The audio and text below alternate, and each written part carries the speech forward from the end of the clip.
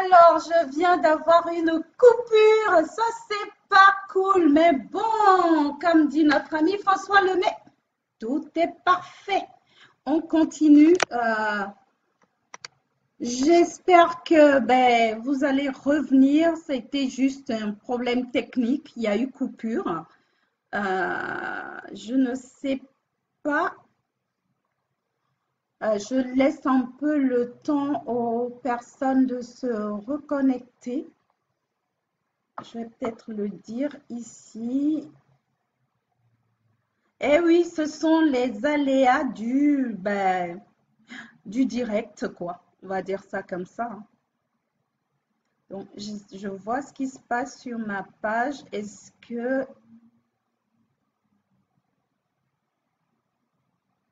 Qu'est-ce qui se joue ici?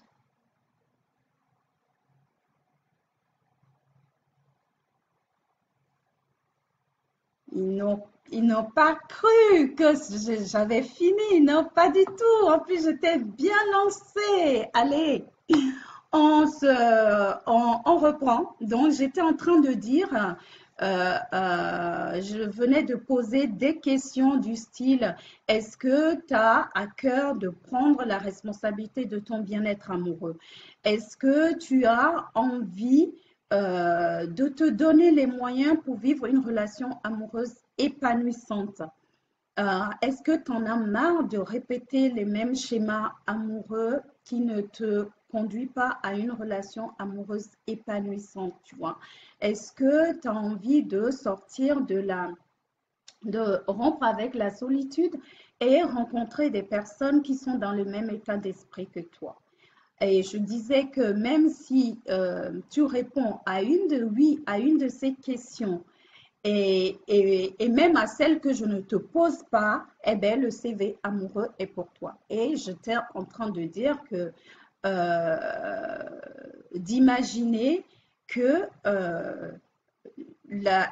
non, j'étais en train de dire que la, le CV amoureux, c'est une façon d'aller, euh, d'optimiser sa quête amoureuse. Et quand je dis relation amoureuse ou quête amoureuse, je parle aussi de la rencontre avec soi-même parce que j'estime que la première relation amoureuse que nous avons, c'est celle que nous avons avec nous-mêmes et c'est sûr que c'est celle qui va durer jusqu'à la fin et même après. Mais quand on regarde bien, c'est celle à laquelle on accorde le moins d'importance. On est beaucoup sur la relation amoureuse avec l'autre, mais qu'en est-il de la relation amoureuse avec toi-même? Puisque c'est avec toi, une chose est sûre, que tu vas passer le reste de ta vie, quoi, tu vois. Donc, ça vaut le coup de s'arrêter et d'aller à sa rencontre, se rencontrer soi-même, tu vois. Et donc d'imaginer dans une relation où deux personnes ont pris le temps de se rencontrer, ont pris le temps de s'aimer et se retrouvent, moi je crois que les relations s'en porteraient mieux et même la société. Donc voilà. Donc si vous êtes là, faites-moi signe que je me sente moins seule. Sinon, je vais switcher en mode vidéo. Voilà. Pour la petite astuce, en parenthèse, si vous faites des lives et que les gens ne se connectent pas, continuez, mettez-vous en mode vidéo et dites ce que vous avez à dire. Voilà, c'est la petite astuce de Michel. Alors, donc, je disais, voilà, le CV amoureux, moi, j'en ai fait aujourd'hui un outil de diagnostic et de connaissance de soi. Mais avant d'aller plus loin, je vais me représenter pour les personnes qui ne me connaissent pas. Donc, je suis Michel, la fondatrice de la communauté des conscients, les célibataires conscients. Je suis coach formateur certifié et je me définis comme l'alchimiste du célibat. J'aide les célibataires à profiter de leur célibat pour mieux se connaître afin de rencontrer le ou la partenaire idéal pour une relation amoureuse épanouissante. Car ce que nous voulons tous, à la fin, je tiens mon portable, décidément, aujourd'hui,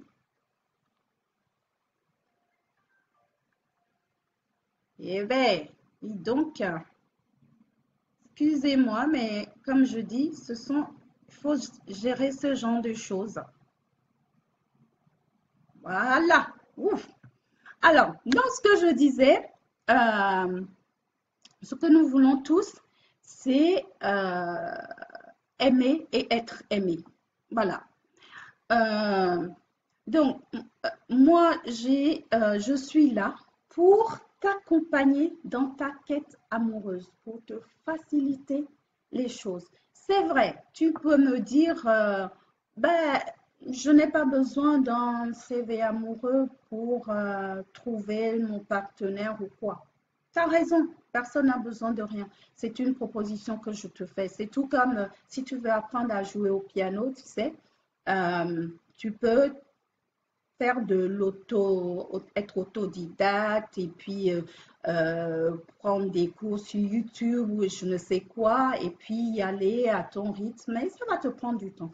Ou bien tu peux aussi prendre l'option de dire, OK, moi je veux aller, je veux me donner les moyens d'être un excellent pianiste ou je sais pas quoi, quel que soit l'objectif que tu t'es fixé, et tu vas trouver quelqu'un qui va t'accompagner et qui va t'enseigner, qui va être là, voilà, qui va t'accompagner dans ton apprentissage. Et il y a une chose aussi, c'est que on ne voit pas, nous ne voyons pas nos angles morts, ok? Donc, faire ce travail-là en étant accompagné, en étant aussi, en profitant de l'énergie d'un groupe, parce que quand il y a une personne qui partage, ça a une résonance chez toi, ça fait complètement la différence. Donc voilà, moi je te propose cet outil que j'ai mis en place pour t'accompagner dans ta quête amoureuse. Voilà. Alors, il faut savoir que le CV amoureux, je l'ai complètement repensé, relooké. Et aujourd'hui, je l'anime en deux parties. Il y a le CV1 dont je vais te parler aujourd'hui et il y a le CV2. Donc, le CV1, c'est vraiment pour faire le point.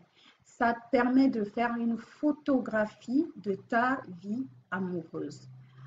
Ça te permet de poser simplement les choses et c'est vraiment un moment un grand moment de prise de conscience. Il y a, je ne t'apprends rien en vrai, hein. On sait tout, tout est en nous, mais tout n'est pas forcément en notre conscience. On ne peut pas transformer quelque chose dont on n'a pas conscience. OK? Donc, tant qu'on ne sait pas, si tu ne sais pas que la porte, elle est cassée, tu ne peux pas la réparer, par exemple. Donc, tout commence par la prise de conscience. Donc, le CV1, ça permet de faire un peu l'état des lieux, de voir où on en est, de commencer à voir son schéma amoureux et de commencer à définir aussi sa vision. C'est quoi ma vision de l'amour et avoir un objectif amoureux, un projet, puis un objectif amoureux. Quand je dis objectif amoureux, ton objectif aujourd'hui, ça peut être rencontrer ton partenaire ou ta partenaire idéale. Ton objectif peut être aussi tout simplement comment dire, de prendre du temps pour toi, de vivre pleinement ton célibat, de le vivre en conscience, tu vois, de prendre le temps de te préparer à la rencontre si tel est le cas. Donc, que tu sois comment dire, je ne trouve pas le mot, dans la perspective de rencontrer ton partenaire ou bien que tu aies juste envie de prendre du temps pour toi, d'aller à ta propre rencontre, tu es là ou la bienvenue. Dans le CV1, tu vas commencer à regarder aussi comment dire, la raison pour laquelle tu as envie d'être en couple.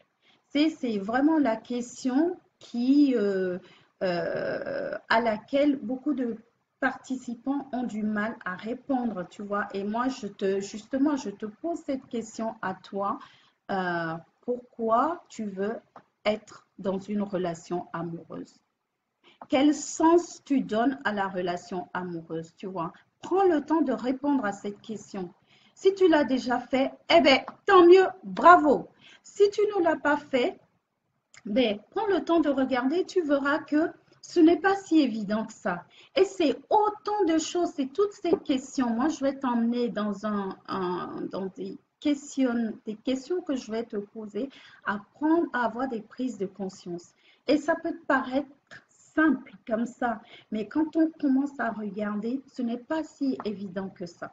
Donc voilà, Euh, tu vas aller travailler ton accroche.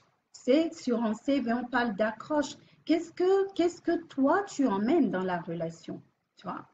Parce qu'on regarde, les gens sont souvent sur ce que l'autre va leur apporter, ce que l'autre va nous apporter. Quand on dit qu'est-ce que tu veux? Ouais, mais je veux un partenaire comme ci, comme ça, blablabla, ainsi de suite. C'est hyper important aussi. Je ne dis pas que ça ne l'est pas. Mais est-ce qu'on prend le temps de regarder, mais moi, qu'est-ce que j'apporte dans la relation? Qu'est-ce que j'emmène? Pourquoi est-ce que l'autre va me choisir, tu vois? C'est ce genre de choses, je te promets qu'on ne réfléchit pas à ce genre de questions.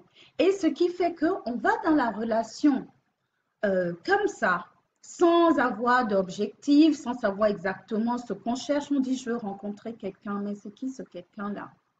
D'où je viens pour aller rencontrer l'autre, tu vois. C'est OK, je pars sur les sites de rencontres, je multiplie les systèmes de rencontres. Très bien, moi je suis complètement OK avec tout ça. La question est, est-ce que tu t'es rencontré toi-même, tu vois, avant d'aller rencontrer l'autre? Tu veux que l'autre, il t'aime, OK. On en devient même des terroristes de l'amour, si on peut dire ça. Terroristes et amour. Ça va pas trop ensemble, mais bon, on le garde. Mais est-ce que toi-même, tu t'aimes, tu vois?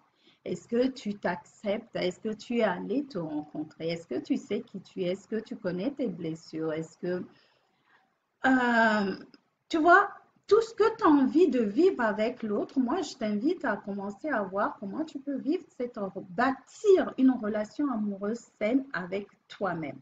Voilà. Donc, c'est autant de choses que on fait dans cet atelier CV amoureux. Donc, le CV1 pour faire le point, pour faire les photographies, et le CV2 pour le CV2. Une fois que tu as posé ton objectif, en sortant du CV1, tu as ton CV, tu as ton objectif, tu sais ce que tu veux, tu sais là où tu as envie d'aller. Une fois que tu as posé ton objectif, on va aller voir quelles sont les ressources internes et externes que tu as pour réaliser cet objectif. Et tous les points bloquants, et c'est ça le plus, c'est là où on va passer du temps. Parce que toutes les ressources qui sont déjà là, tu vas faire que les optimiser. OK? C'est des graines qui poussent déjà, donc tu vas continuer à les arroser. En revanche, tous les points bloquants, c'est tout ce qui t'empêche de vivre une relation amoureuse épanouissante. Tu vois? C'est là où tu vas aller à la rencontre, mais de tes croyances limitantes. C'est toutes ces choses que tu te dis qui t'empêchent de vivre une relation amoureuse épanouissante, tes blessures, où est-ce que tu en es dans dans le deuil des relations passées, tu vois. C'est autant de choses qui, quand ce n'est pas, on ne met pas de la lumière dessus, ça reste dans l'ombre, tous ces points bloquants, et ça nous sabote complètement notre relation amoureuse. Tu vois, tout ça, c'est dit comme ça rapidement, mais crois-moi, c'est beaucoup de... c'est pas aussi simple que ça. Et encore une fois, on peut se raconter plein de choses dans notre tête. On peut avoir plein d'idées dans notre tête. On peut savoir plein de choses et ça cogne dans notre tête. C'est pas pareil que quand tu as un stylo et un carnet et que tu commences à écrire les choses et que tu commences à conscientiser les choses. Tu n'es pas du tout dans le même monde. Et encore une fois, l'énergie du groupe, moi, mon accompagnement en tant qu'accompagnant, les outils que j'ai à ma disposition. Je mets à ta disposition les outils, mais aussi mon expérience, parce que ce n'est pas au hasard que je suis arrivée à ça. Et d'ailleurs, pour te dire, raconter la petite histoire, il y a une quinzaine d'années, je me suis amusée à faire mon CV amoureux. Et je me suis vraiment éclatée, quoi. Et après, alors, dans le CV, je me suis pas juste cantonnée de citer mes CDI, CDD, tout ce que tu veux. Mais j'ai vraiment, à chaque relation, leçon apprise. Et une fois que j'ai fait tout ça, j'ai imprimé ce document et là, la méga prise de conscience, quoi.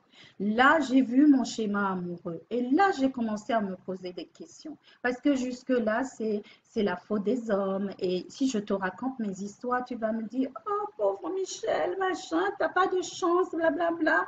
Ah, et pourquoi moi? Et toutes ces choses qui sont des anesthésiants, qui font que, bon, ben, ça tue les vraies choses en vrai.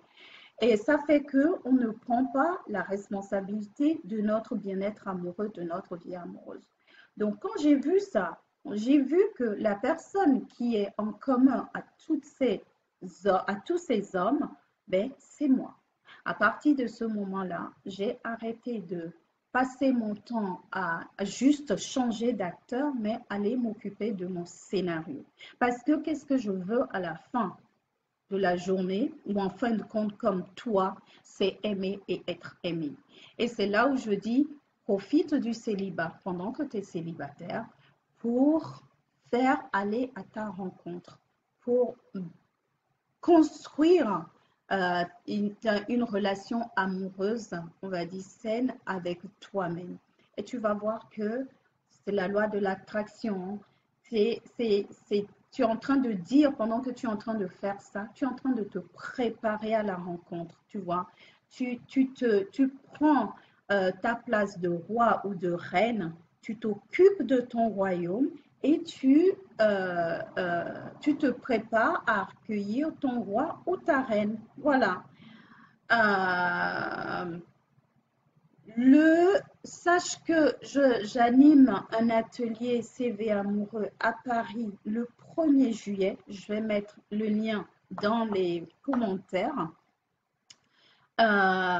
Donc, sur la demi-journée, ça va être le CV1. Le 9 juillet, j'anime le CV2 sur la journée avec des personnes qui ont fait le CV1. Il y a déjà, samedi passé, j'ai fait le bêta test de la nouvelle version du CV amoureux. Donc, le 1er juillet, CV1, le 9 juillet, le CV2. Donc, voilà, je mettrai toutes les contacts dans les commentaires. Alors, j'ai une question. Faites qui me dit à quoi sert un CV amoureux? La suite après. Alors, tu viens de te connecter. Bon, ben je vais te laisser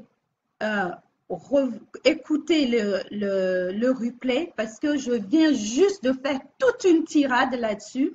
Mais globalement, pour te dire, le CV amoureux, c'est un outil de diagnostic et de connaissance de soi. Tu vois, tout comme quand tu vas chercher un travail, donc dans ta quête professionnelle, tu fais un CV.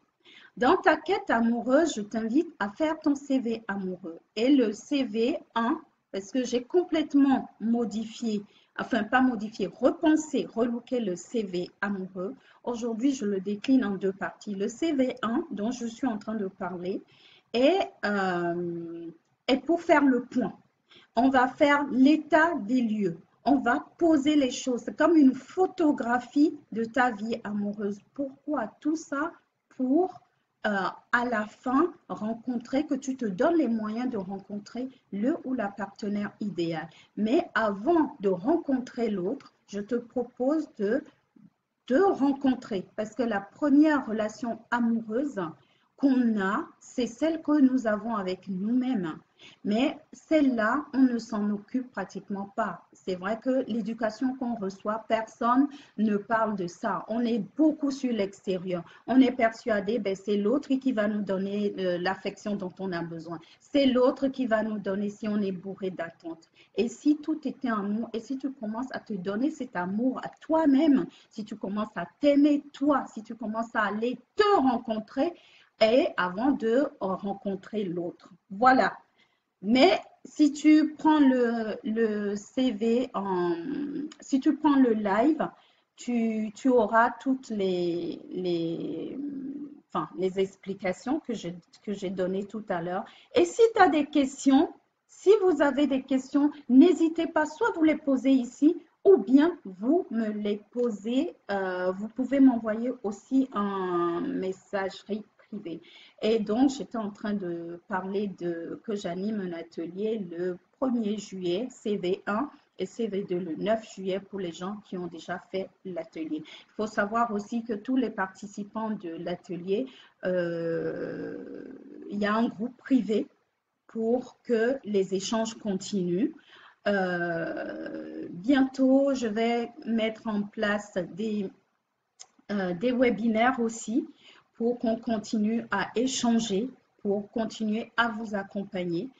Je vais aussi des événements, un projet de mettre des événements en place, et les gens qui ont fait l'atelier CV amoureux auront des prix préférentiels sur ces événements. Il faut savoir que les webinaires, c'est des webinaires que je vais animer, mais pas seulement moi, que je vais animer aussi avec d'autres experts que j'ai eu en interview ou pas. Voilà, je pense que j'ai fait le tour. Si tu as des questions, ben, n'hésite pas à me les poser. Moi, je vais mettre tous les liens en commentaire pour que tu puisses t'inscrire. Et si, encore une fois, ben, tu m'écris si tu as besoin de plus d'explications ou autre. Ah oui, une chose. Je veux faire l'atelier en ligne. Donc, je suis à la recherche de personnes qui sont intéressées pour le faire avec moi en bêta-test, tout comme j'ai fait pour le live. J'ai déjà animé en ligne, ça s'est bien passé sur l'ancienne version et là. Donc, si tu veux, si tu es loin justement, parce qu'il faut savoir que dans la communauté des cellules conscients, il y a des gens de toute la francophonie. Donc, si tu as envie de jouer le jeu, tu m'envoies un message en privé et puis on en parle. Donc, c'est de faire